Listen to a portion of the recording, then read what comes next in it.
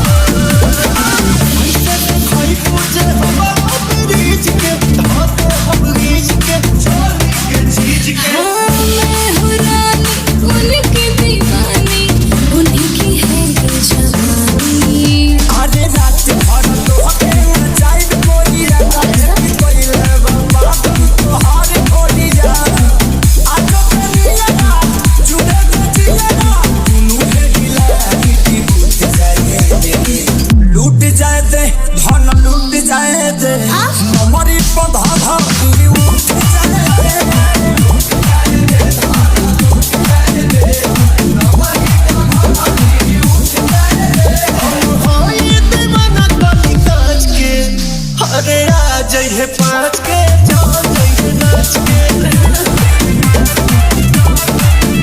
अरे आ जइहे पाँच के चल जइहे नाच के जवानी रानी झगड़ा के घर आइल बा है जवानी रानी झगड़ा के घर आइल बा जवानी रानी झगड़ा के घर आइल बा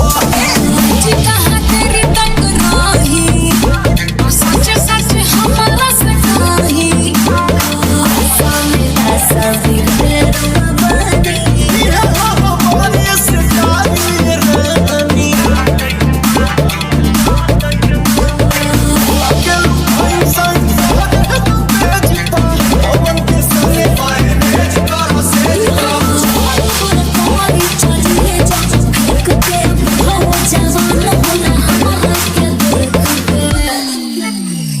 सोना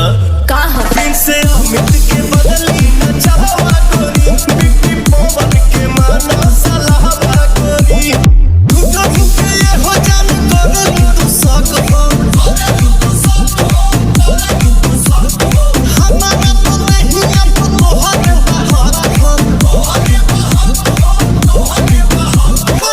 कैसे बताई कहवा लुटाई सबके नजरिया में गड़ गइल बा जहर भइल बा हो जहर भइल बा है जवानी रानी झगड़ा के घर भइल बा है जवानी रानी झगड़ा के घर भइल बा है जवानी रानी झगड़ा के घर भइल बा आज पूरा लुट जाई कि धान भले